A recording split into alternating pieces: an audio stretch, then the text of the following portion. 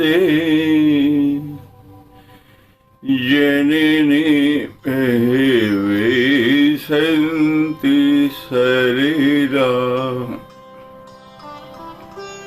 परं तेषां मध्ये विरलितरिलोहं तव सुतः मदीयोऽयं त्याग समुचितमिदं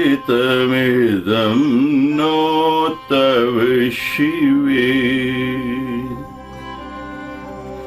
कि पुत्रो जायेत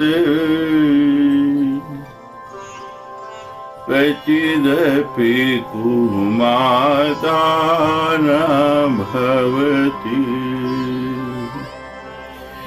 कि पुत्रो जायेत क्वचिदपि कुमाता न भवति।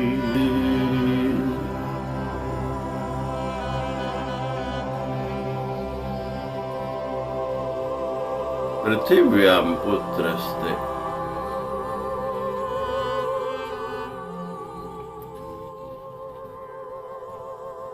ही मां ही जगदम्बा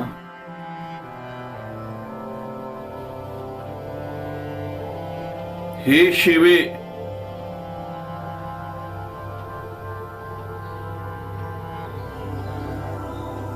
आप तो शिवा है ना, और ये जितना भी सकल चर अचराचर ब्रह्मांड है, यह जितने भी जीव विचर रहे हैं, सबके सब आपकी ही तो संतान है।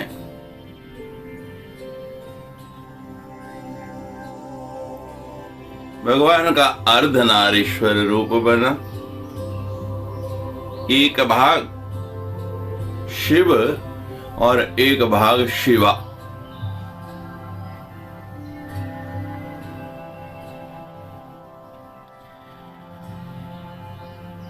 और ये जितनी भी सृष्टि है सारी की सारी उनका ही अंश है। आदि गुरु शंकराचार्य उस शिवा को संबोधित कर रहे हैं, हे शिवे पृथिव्यां पुत्रस्त। इस संसार में जितने भी लोग हैं वो सारे के सारे आपके ही पुत्र हैं, आपकी ही संतान हैं।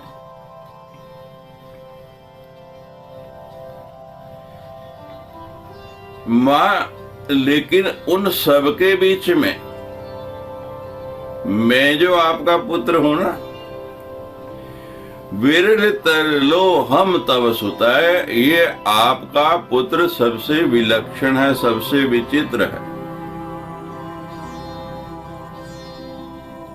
ये एक्सेप्शनल है, एक्स्ट्राऑर्डिनरी है, इसके अंदर कुछ विचित्रता है।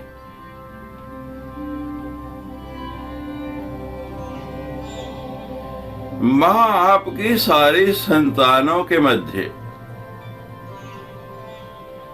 मैं सबसे अलग हूं, सबसे विरला हूं, विरलोहन। कहीं कोई एक विरला मां ऐसा होता है जैसा मैं आपका सुत, आपका पुत्र हूं। क्या विचित्रता है आप में।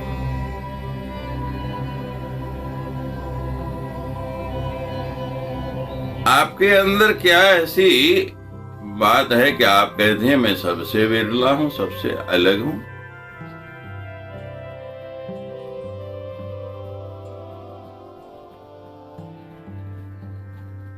मां भगवती पराम्बा आदिशक्ति जगदम्बा कहती है कि क्या विलक्षणता है, क्या विचित्रता है तुम्हारे अंदर। कहते हैं देखो मां, पहली बात,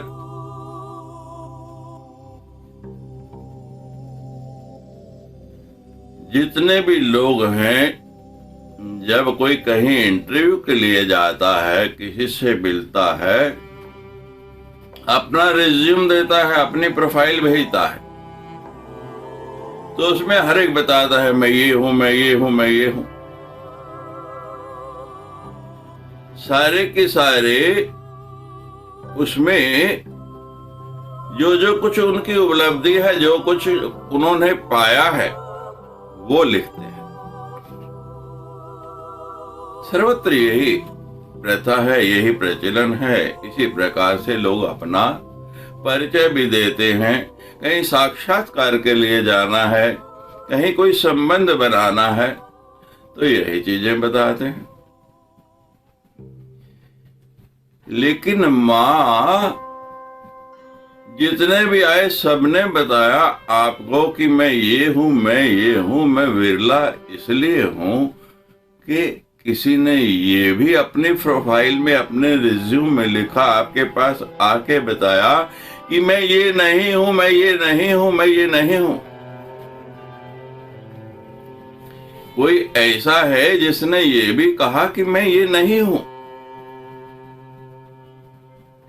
तो मां, मैं जो आपके सामने अपना परिचय पत्र दे रहा हूं, अपनी इंट्रोडक्शन दे रहा हूं, मैं ये बता रहा हूं कि मैं ये भी नहीं हूं, मैं ये भी नहीं हूं, मैं ये भी नहीं हूं। पहले श्लोक में यही बताया ना, मंत्रम नो यंत्रम तद पीछे न जाने स्तुति में। मैं अज्ञानी हूं, अनजान हूं।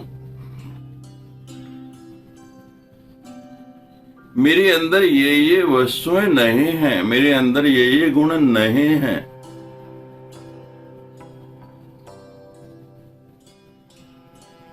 मैं अपनी क्वालिटीज गिनाने नहीं, मैं तो अपने अवगुण बताने आया। आदि गुरु शंकराचार्य हमको बोध दे रहे हैं, भगवती के दरबार में जाओ, भगवान के दरबार में जाओ, तो वहां गुण नहीं, अवगुण बता।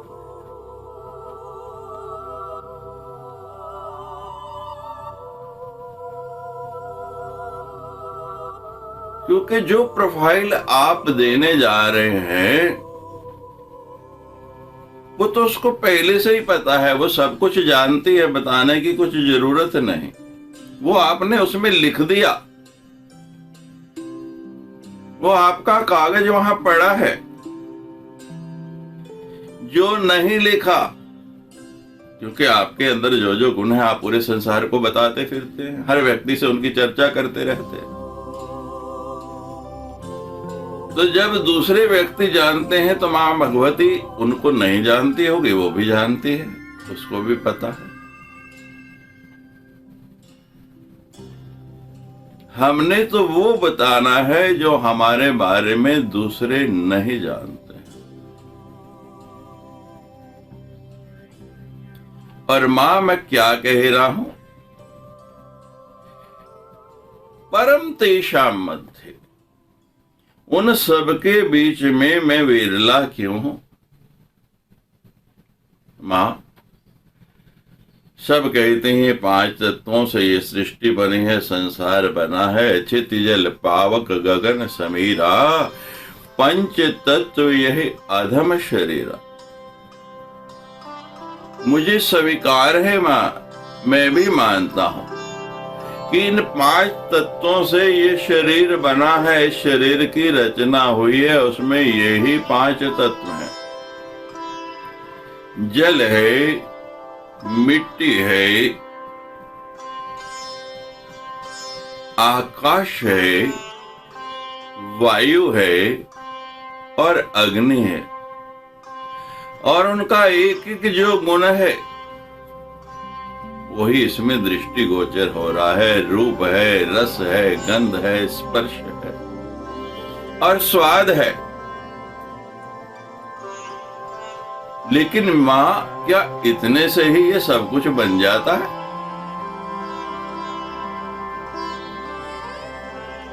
इतने से ही ये शरीर पूर्ण हो गया, क्योंकि अतिरिक्त जो मुख्य वस्तु है, जिसके कारण हमारा जीवन है, जो शक्ति इस शरीर के अंदर प्रवाहित हो रही, जो शक्ति इस शरीर के अंदर संचारित हो रही,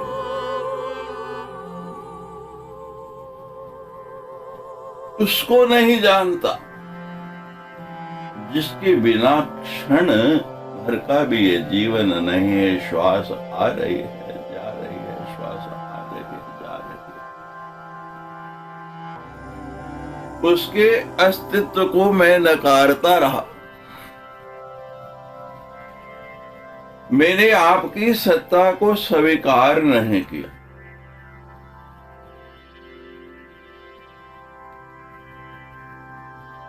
हे मां, हे परात्मा, हे आदिशक्ति, हे शिवे, ऐसा कोई दूसरा है? मेरे से जो ये अपराध हुआ, मेरे से ये जो गलती हुई, जिसके बिना संसार का एक पत्ता नहीं हिल सकता, जिसकी पल पल हमको आवश्यकता है, उस शक्ति की अवहेलना कर दे। मैं तो आपकी सत्ता को खंडन करने के लिए, उसका कोई अस्तित्व नहीं है ये बताने के लिए तत्पर हो गया था, लेकिन मां आपने ही मुझे बोध दिया, और बोध आते ही अब मैं आपको बताने लगा कि मां, मुझे आभास हो गया ही, मैंने ये स्वीकार कर लिया है।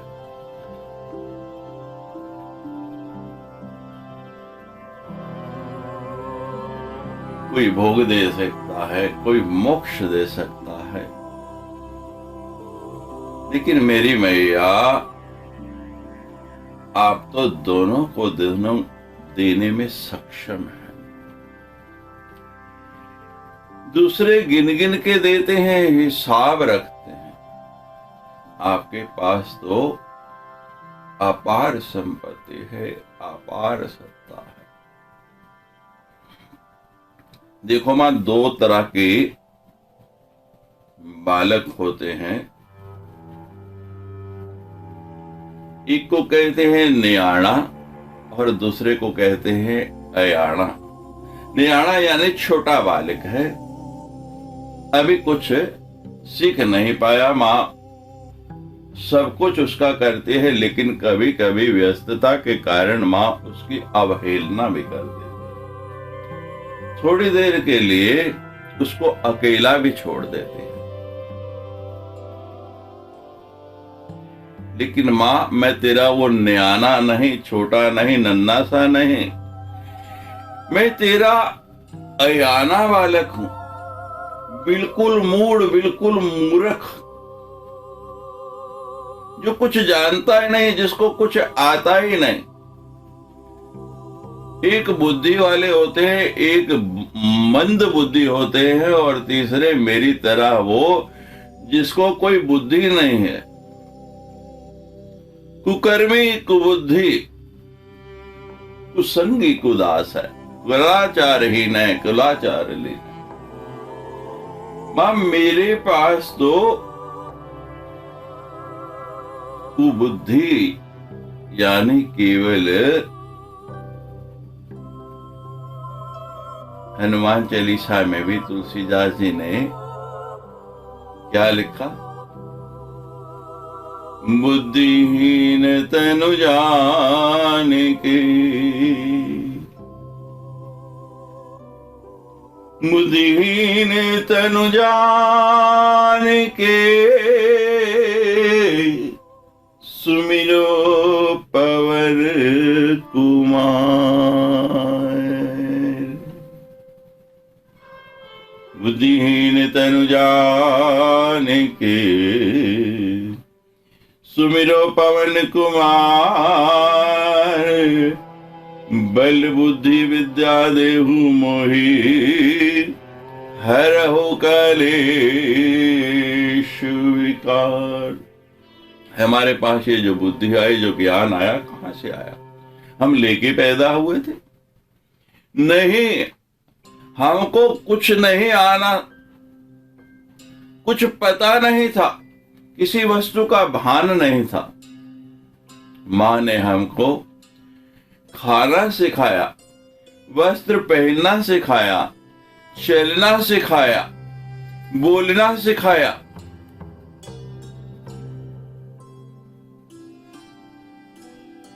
और पहला शब्द भी क्या बोला हमने? जदों मुंह किसी दामे नाले ना सिखिया,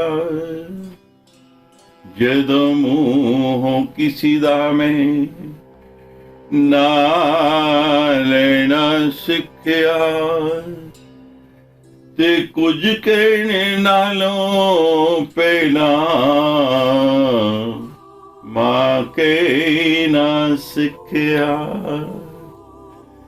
सबको लो पहला में माले ना सिखिया। पहला शब्द जीवन की हर वस्तु अगर मां ना होती तो हम कुछ नहीं। और मां तेरी उसी सत्ता को मैं अस्वीकार करता रहा। मां, मैंने अपनी प्रोफाइल, अपना रिज्यूम, अपना सब कुछ आपको दे दिया। ये सारे का सारा आपके सामने है। अब ये मर्जी आपकी है, ये इच्छा आपकी है कि आप उसको कैसे ठीक करती हो, कैसे सुधारती हो। लेकिन एक बात ध्यान रखना मां,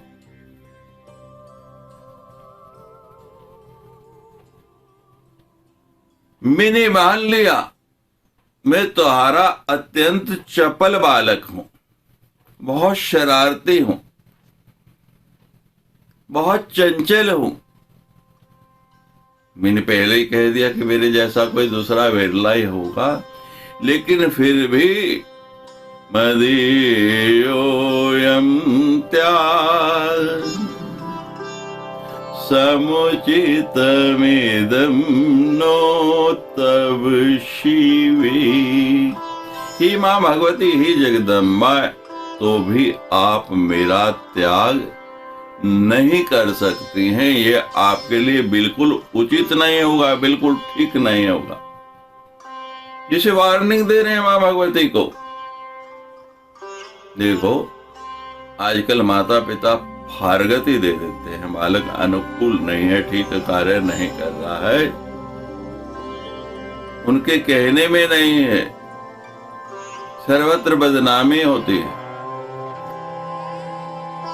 लेकिन यहाँ आज गुरु पहले ही कह रहे हैं कि मां देख लो, मैं बता तो रहा हूं सारा, कह तो रहा हूं कि मेरे अंदर ये नहीं, ये नहीं, ये नहीं, लेकिन इसके बावजूद भी मैं आपसे बोल रहा हूं कि आपके लिए मेरा त्याग करना बिल्कुल भी उचित नहीं, ये अनुचित होगा। कोई सोच विचार के आप निर्णय लेना कि मुझे त्यागना है या मुझे स्वीकार करना है।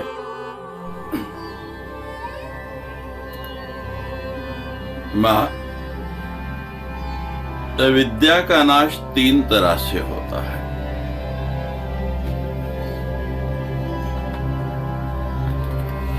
मेरे भीतर तो अविद्या भरे पड़े है।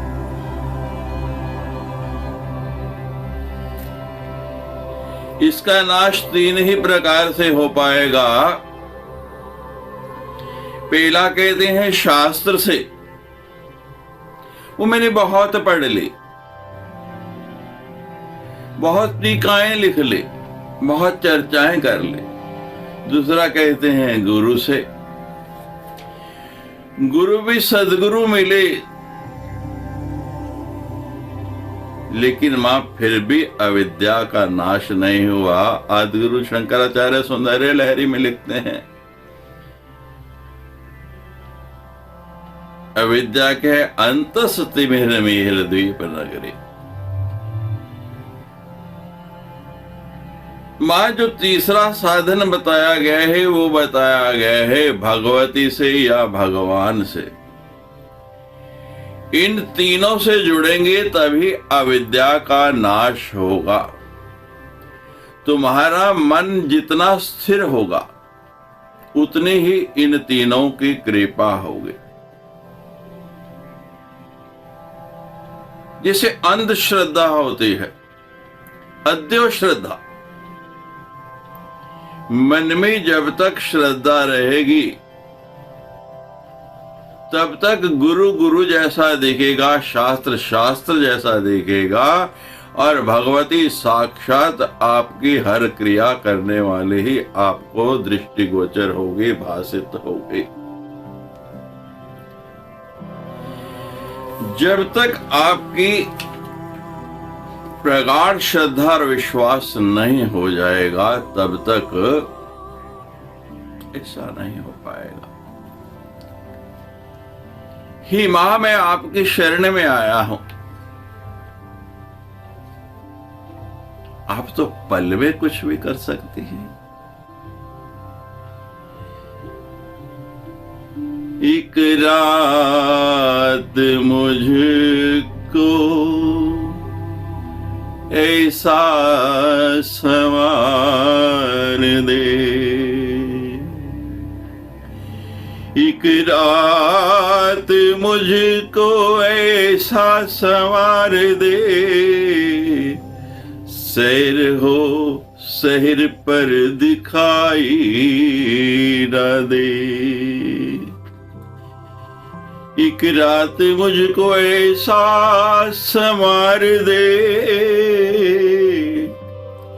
शहर हो पर शहर दिखाई न दे। खुदा मुझको इतनी खुदाई न दे, हे मैया मुझको इतनी खुदाई ना दे। सर्वत्र लोग कहते हैं आदि गुरु शंकराचार्य बहुत विद्वान हैं, बहुत बड़े हैं, लेकिन आज मुझे भाषित हुआ मां कि मैं कुछ भी नहीं।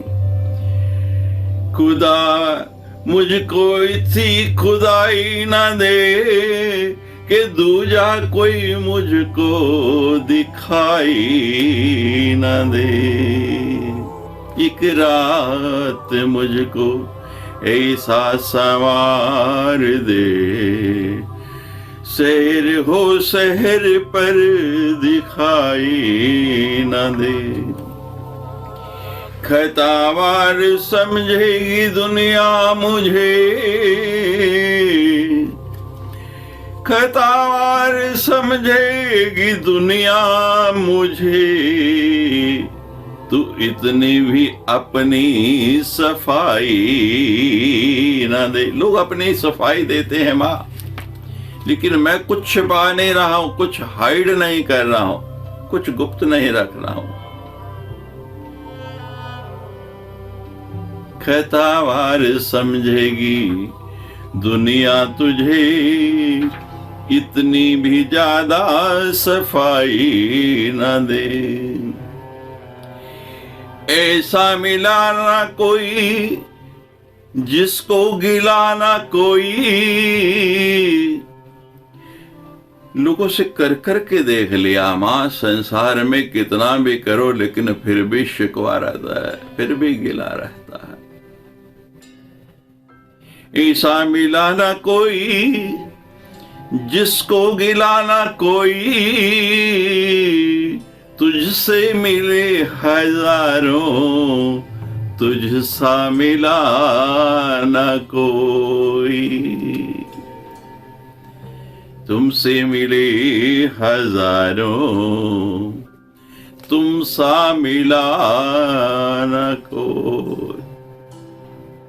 मां अद्वितीय है, उस जैसा दूसरा हो ही नहीं सकता है। मां कहते हैं सच बोलना बड़ा कठिन है, बहुत मुश्किल है, लेकिन मैं आपके सामने स्वीकार कर रहा हूं। सच कहते हैं, सच सब कहते हैं, चलो हमने माना। सच कहते हैं, सच कहते हैं,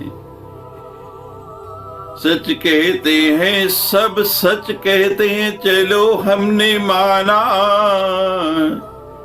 जो झूठ बोलता है वह भी कहेगा कि मैं सच बोलता हूं। सच कहते हैं, सच सच कहते हैं, चलो हमने माना। सच कहकर सच सुने भी ऐसा मिला न कोई। ये अविद्या है, यही अज्ञान है। हम सच सुनना तो चाहते हैं, लेकिन वो जो हमको प्रिय हो, जो दूसरा बोले वो नहीं। इसलिए आज दुनिया उल्टी हो गया। जो बोलेगा झूठ बोलेगा, झूठ कहेगा। अविद्या सबका हृदय दबा करके बैठी हुई है, और सबसे प्रबल अविद्या है दूसरे को देख करके जलना, किसी के प्रति मन में विश्वास नहीं होना, और अपने आप को ही सब कुछ समझना। मां यही अविद्या है। इसीलिए मैं आपके सामने स्वीकार कर रहा हूं। विरले तरे लो हम तव सुतय। तुलसीदास जी ने लिखा है, प्रबल अविद्या तम मिट जाई, हरहि सकल सुलभ समुदाय। खल कामादि निकट नहीं जाही, बसई भक्तिता से उरे आई। जब अविद्या का नाश हो जाता है, तभी आपकी भक्ति आके उर में बसती है, तभी वो वहां विराजमान होती है। मां, मैं आपसे कह रहा था, आप तो सबसे बड़े हीरों की पारखी हैं, और मुझ कोयले को आपने ही अब हीरा बनाना है। आपके अतिरिक्त कोई दूसरा ये कार्य कर नहीं सकता, इसको करने में सक्षम नहीं है। मुझे एक कथा स्मरण आ रही है। एक राजा का दरबार लगा हुआ, सर्दियों के दिन थे, खुले आसमान में धूप के नीचे दरबार लगा के बैठे। उनके सिंहासन के सामने एक मेज रखी थी। सभी दीवान, सभी मंत्री चारों ओर बैठे, राज परिवार के सदस्य भी उनके साथ बैठे। तभी एक व्यक्ति आया और उसने राजा से मिलने की आज्ञा मांगी। खुला दरबार लगा है, राजा ने कहा कि आने दो। प्रवेश मिल गया तो व्यक्ति कहने लगा कि मेरे पास दो वस्तुएं हैं, दोनों बिल्कुल एक जैसी हैं, दोनों में देखने में कोई अंतर नहीं है। एक असली है और दूसरी नकली है। इन दोनों वस्तुओं को लेकर मैं अनेक राज्यों में गया, अनेक राज्यों के राजाओं के पास जाकर मैंने उसको परखने का आग्रह किया, लेकिन इसको कोई परख नहीं पाया। सब हार जाते हैं और मैं विजेता बना हुआ, विनर बना हुआ घूम रहा हूं। आज मैं आपके नगर में आया हूं। वो दोनों वस्तुएं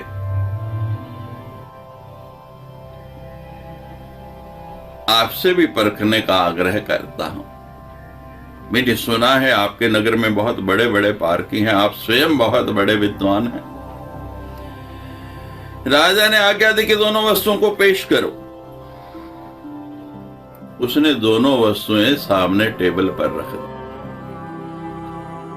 दोनों बिल्कुल एक समान, एक जैसा आकार, एक जैसा रूप, एक जैसा रंग, एक जैसा प्रकाश दोनों में से निकला। नक्शिख दोनों एक जैसे, कोई अंतर नहीं। राजा कहने लगा, ये तो दोनों बिल्कुल एक हैं, कोई अंतर ही नहीं है। तो व्यक्ति राजा से कहने लगा, हाँ महाराज, बिल्कुल एक जैसी है नहीं, लेकिन है नहीं, दिखाई देती हैं, इनमें बहुत अंतर है। दिखती तो एक जैसी हैं, लेकिन हैं एक दूसरे से भिन्न। इनमें से एक बहुत कीमती हीरा है और दूसरी कांच का टुकड़ा है। रूप एक, रंग एक, दिखने में एक, लेकिन दोनों में बहुत भारी अंतर। और महाराज, आज तक इसको कोई परख नहीं पाया कि कौन सा हीरा है और कौन सा कांच है। कोई परख के बताए कि ये हीरा है या कांच। और मैं कहता हूं कि अगर आपकी परख सही निकली तो मैं हार जाऊंगा और वो वस्तु आपको सौंप दूंगा। वो आपके राज्य की संपत्ति हो जाएगी। और यदि कोई नहीं पहचान पाया तो इस हीरे की जो कीमत है उतनी धनराशि आपको मुझे देनी होगी, उतनी कीमत देनी होगी। और महाराज, मैं इस प्रकार कई राज्यों से जीतता आया हूं। कई लोगों ने प्रयास किया, कई लोगों ने कोशिश की, लेकिन आज तक कोई बता नहीं पाया।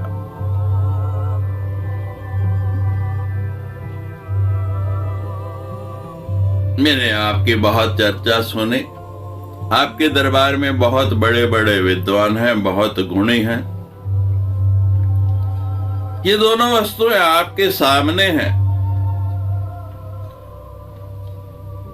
मैंने बताया कि एक बहुत कीमती और नायाब हीरा है, दुर्लभ हीरा है, और दूसरा बिल्कुल कांच का टुकड़ा है जिसकी कोई कीमत नहीं। आप परख कराइए। अगर सही परख करा ले तो नायाब हीरा आपके राज्य की शोभा बढ़ाएगा। और अगर परख नहीं हो सकी तो बदले में उसकी कीमत। राज आज्ञा हो गई महाराज। बारी बारी से सभी मंत्री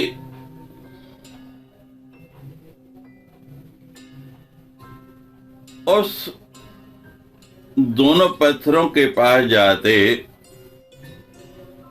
दोनों को देखते, लेकिन अंतर करना और समझना बड़ा कठिन है। और भय है कि अगर सही पहचान नहीं कर पाए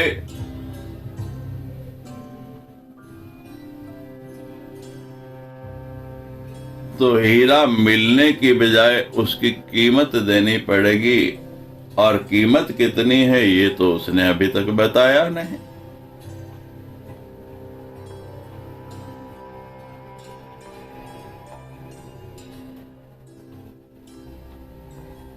कीमत पूछ ली जाए। उस व्यक्ति से पूछा गया, कहते महाराज आपका आधा राज्य, लेकिन आप समझ लीजिए कि ये जो हीरा है इसमें इसकी कीमत आपके पूरे राज्य से भी ज्यादा है।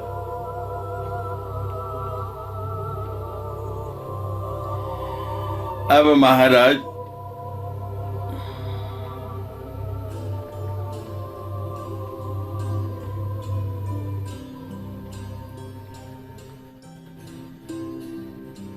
बड़े बड़े जौहरी आ गए, सबने बड़ा प्रयास किया, बहुत कोशिश की कि हम जान पाए, हम समझ पाए, लेकिन कोई भी निर्णय नहीं कर पाया।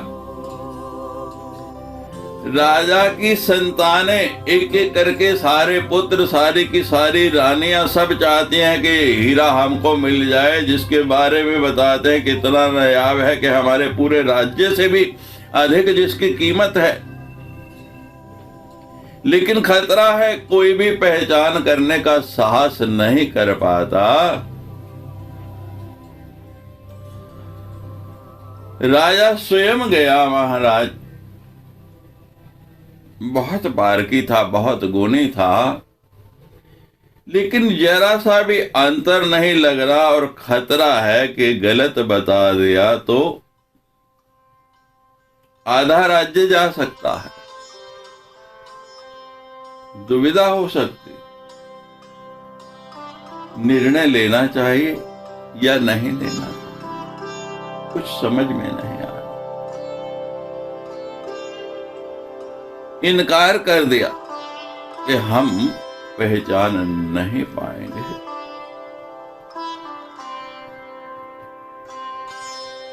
कीनी लगा, यहां भी कोई पारखी नहीं मिला, और उन पत्थरों का मालिक उनको समेटने कोई था कि उस भीड़ में से आवाज आए कि महाराज, अगर आप इजाजत दें, आप आज्ञा दें, तो मैं एक प्रयास करके देखूं। आज्ञा मिल गई, और उस भीड़ में से महाराज एक अंधा व्यक्ति, सूरदास, जिसके नेत्र नहीं, नेत्रों की ज्योति नहीं, लाठी टेकता टेकता आगे बढ़ा आ रहा है। लोगों ने रास्ता दिया कि अच्छे अच्छे आंखों वाले, अच्छे अच्छे विद्वान, बड़े बड़े ज्ञानी जिसको पहचान नहीं पाए, ये अंधा क्या पहचानेगा।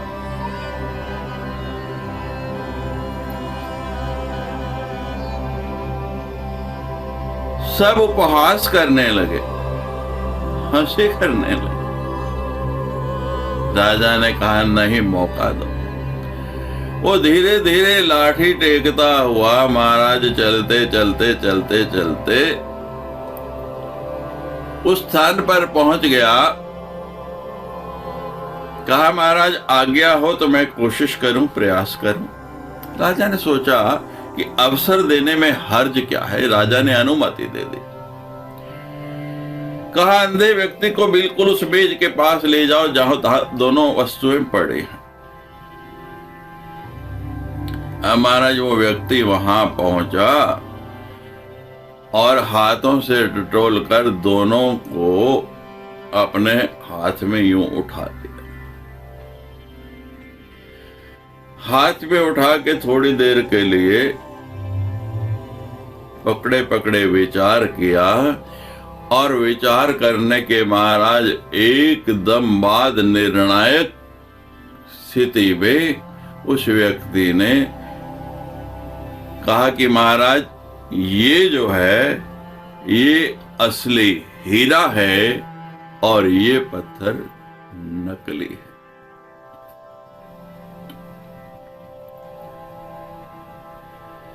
बिल्कुल सटीक और सही निर्णय। वचन के मुताबिक उस व्यक्ति ने कहा कि महाराज बिल्कुल सही है, जो काम बड़े बड़े लोग नहीं कर सके, अनेक राज्यों के विद्वान, बड़े बड़े जौहरी नहीं कर सके, वो कार्य इस अंधे सूरदास बूढ़े व्यक्ति ने 1 मिनट से भी कम समय में कर दिया। अब ये हीरा आपका है, आप इसके मालिक हैं, और मैं किसी पारखी को देना चाहता था। अब जाके मैं वापस जा रहा हूं। अपने वचन के मुताबिक ये हीरा आपकी राज्य के लिए मेरी तरफ से उपहार है। सब प्रसन्न हो गए, खुश हो गए। उस अंधे आदमी को साधुवाद देने लगे, उसकी जय जयकार करने लगे कि ऐसा परखने वाला तो कोई विरला ही मिला है।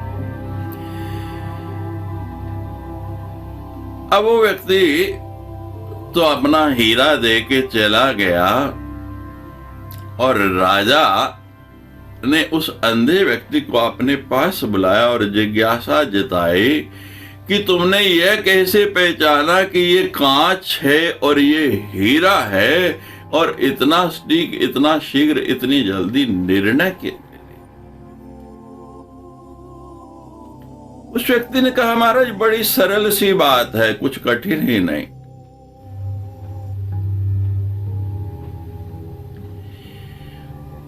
बहुत ही इजीएस्ट वे।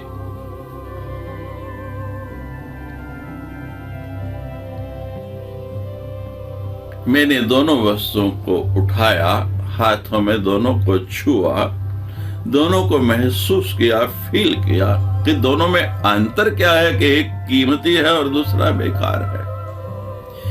महाराज एक हाथ का पत्थर इतना गर्म कि मेरा हाथ जला जा रहा, हाथ को उसको छोड़ने को तत्पर हो रहा, और दूसरा बिल्कुल ठंडा पड़ा, एकदम कोल्ड। महाराज मैंने निर्णय कर लिया कि जो ठंडा है वो हीरा है, और जो गर्म हो गया वो कांच है। महाराज आप धूप में बैठे थे और समान धूप उन दोनों पत्थरों के ऊपर पड़ रहे थे।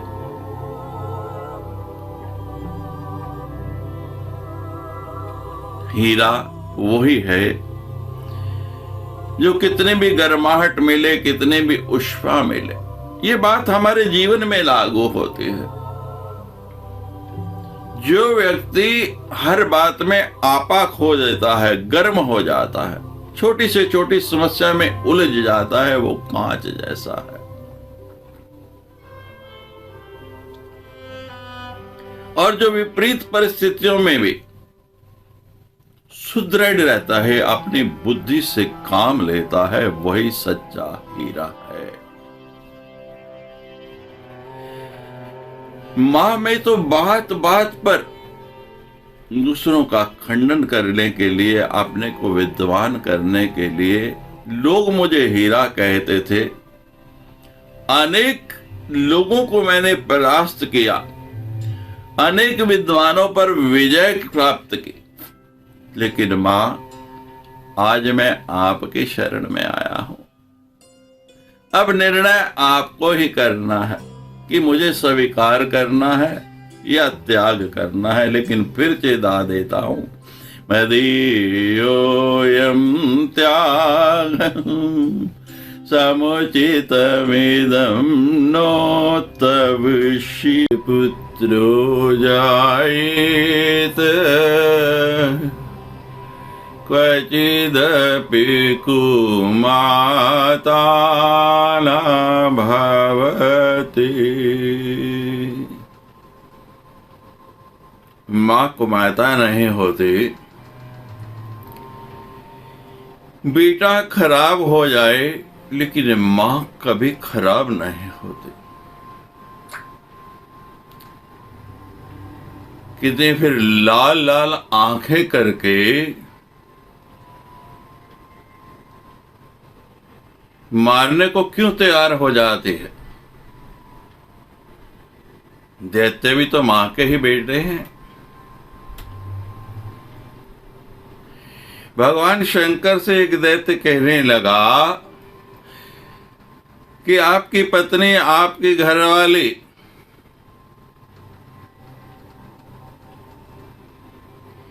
लाल लाल आंखें करके मुझे मारने को तैयार होती है।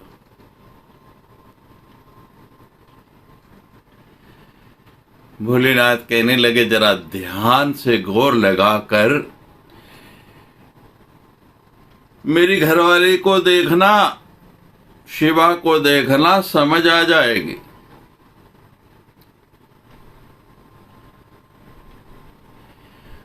और जब ध्यान लगाया तो क्या देखते हैं? चिते कृपा समर निष्ठुरता च चिते कृपा समरनिष्ठुरता च दृष्टा तवेव देवी वरदे भुवन त्रयपि। वो दुर्गा दैत्य जब उत्पात मचाते हैं उनको मारने के लिए रणचंडी बन जाती है, ऊपर से बनावटी, चित्त में तो उसके कृपा ही बरसते हैं। देवी का चरित्र बड़ा ही लाभकारी है और सुनने जैसा है। मधुकैटभ जब अन्य दैत्य मदिरा पी गए और जोर जोर से गरजने लगे तो मां भगवती पराम्मा आदिशक्ति कहती है, बहुत गरज रहे हो, गरज गरज क्षणम मूढ़,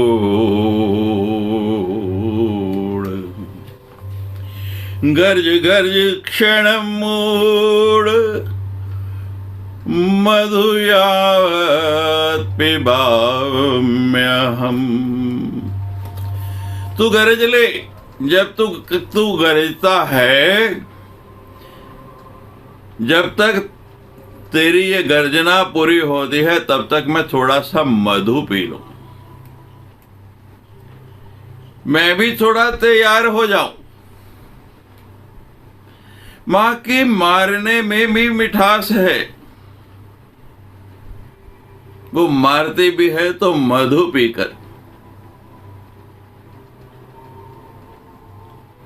शुंभ और निशुंभ दोनों दैत्य हैं, दोनों भाई थे। मां आदिशक्ति जगदम्बा पराम्बा से कहने लगी, हमसे विवाह करोगी?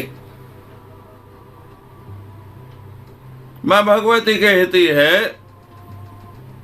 कि आप दोनों में से पहले कौन विवाह करेगा, शुंभ या निशुंभ?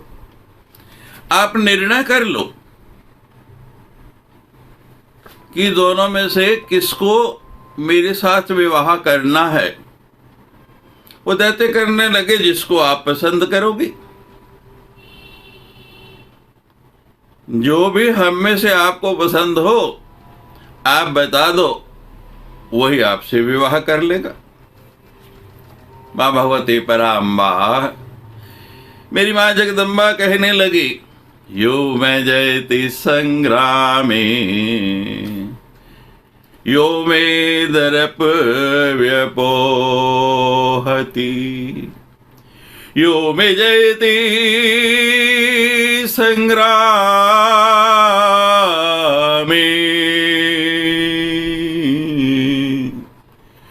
यो मे दर्प व्यपोहति, यो मे प्रतीबलोके,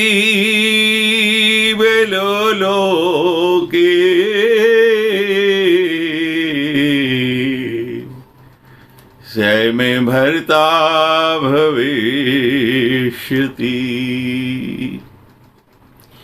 मैंने प्रतिज्ञा की हुई है कि जो मुझे संग्राम में हरा देगा मैं उससे विवाह कर लूंगी, जो मेरे घमंड को चूर कर देगा, जो मेरे साथ प्रतिपक्षी बनकर लड़ने को तैयार होगा, वही मेरा पति होगा। ये वो मां कह रही है, चिते कृपा समरनिष्ठुरता। उसकी हृदय में दयालुता है, कृपालुता है, वे मारते नहीं। हमारा मन जरा भी प्रतिकूल हो जाए तो उसको सुधारते हैं। अब दोनों भाई झगड़ने लगे, पहले मैं। वो कहते मैं बड़ा हूं, वो कहते नहीं मैं छोटा हूं, पहले मैं जाऊंगा। मां भगवती ने दोनों की सामूहिक शक्ति को अर्धा कर दिया, कम कर।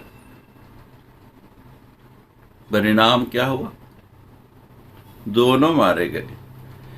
काले कर्मेश्वरी मिथ्या दोष लगाए। मां भगवती कहती है कि जिसका काल आ जाए मारता काल है, मैं किसी को मारती नहीं, मैं तो तारती हूं। उसको जानना है, उसको समझना है। मां तो ज्योति है, मां तो प्रकाश है।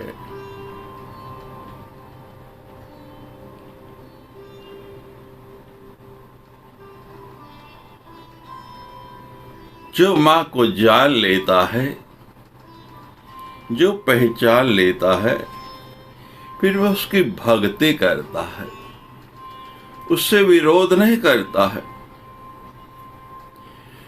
मोमबत्ती जल रही है और कोई पतंगा उसके ऊपर आकर यदि गिर जाता है, आप देख रहे होंगे दीपक जल रहा है और कोई पतंगा उड़ते उड़ते आके ऊपर एकदम से गिर जाए तो पहले ज्योति बुझ जाती है, फिर पतंगा जलता है।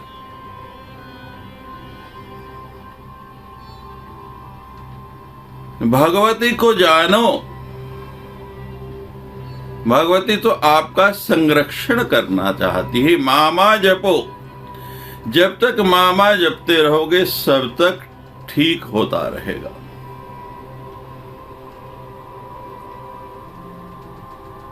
हमको एक घटना याद आ रही महाराज।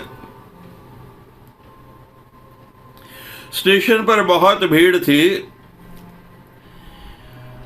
और एक व्यक्ति की पत्नी उस भीड़ में बिछड़ गई, इधर उधर हो गई, उनकी पत्नी खो गई।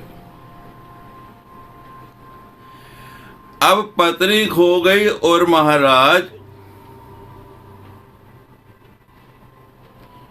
उसने रामचरितमानस निकाल लिया, उसको पढ़ने लगा, पढ़े और रोए, पढ़े और रोए। लोग कहे ये बात समझ नहीं आ रहा, आप कितने अच्छे भक्त हैं, आप कितनी रामचरितमानस में प्रीति रखते हैं, इतनी भीड़ है और इतनी भीड़ में भी आप इस स्टेशन पर बैठे हुए रामचरितमानस पढ़ रहे हैं और रामचरितमानस भी इतने भाव से पढ़ रहे हैं कि पढ़ते पढ़ते रो रहे हैं। आपकी ऐसी भक्ति कब से है? आप जैसा भक्त हमने देखा नहीं कि इतनी भीड़ और इतनी भावपूर्ण रामचरितमानस में रुचि आपकी, किसी से लेना ना देना, आप पढ़ते हैं पढ़ते हैं। तो कहने लगा भाई मेरे रोने का रामायण पढ़ने का ये कारण नहीं है। फिर क्या कारण है? वो भक्त कहने लगे कि मैं तो रामायण इसलिए पढ़ रहा हूं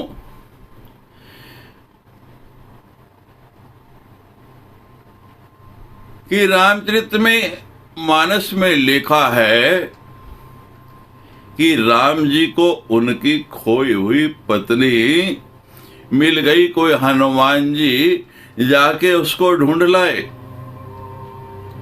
तो मैं भी इसी भाव से पढ़ रहा कि मेरी पत्नी खो गई है और कोई हनुमान जी आ जाएं और मेरी पत्नी को ढूंढ के ले आए।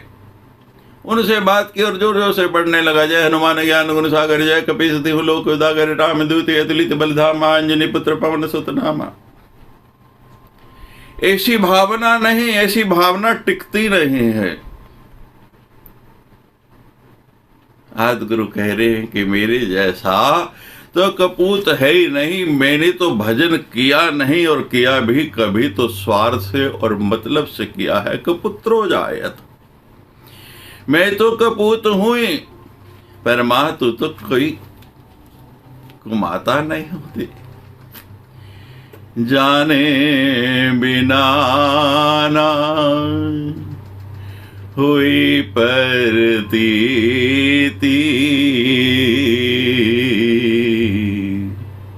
और बिन प्रतीति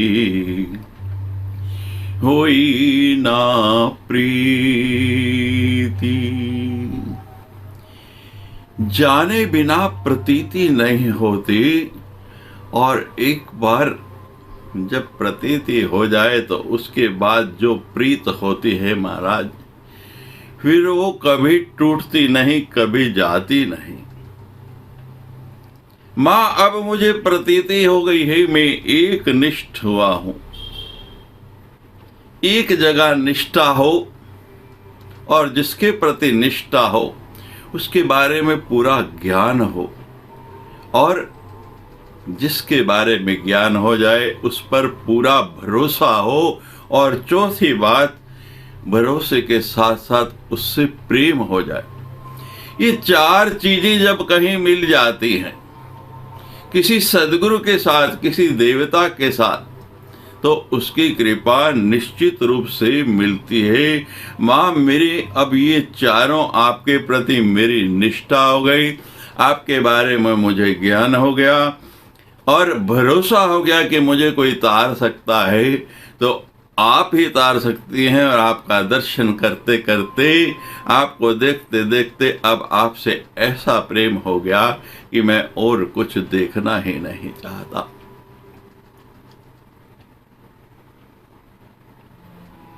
माँ बस अब आप ही पे अवलंबन है। क्वचिदपि कुमाताने भवति, मेरे मन से सब कुछ निकल गया, कोई चतुराई नहीं रही। मानवचक और क्रम से मैं आपका ही स्मरण कर रहा हूं। मन क्रम वचने साड़ी चतुराई, भजन कृपा करहि रघुराय। माँ चतुर नहीं, तेरा अबोध बालक हूं, और चरणों में एक ही निवेदन करता हूं। क्वचिदपि कुमाता न भवति।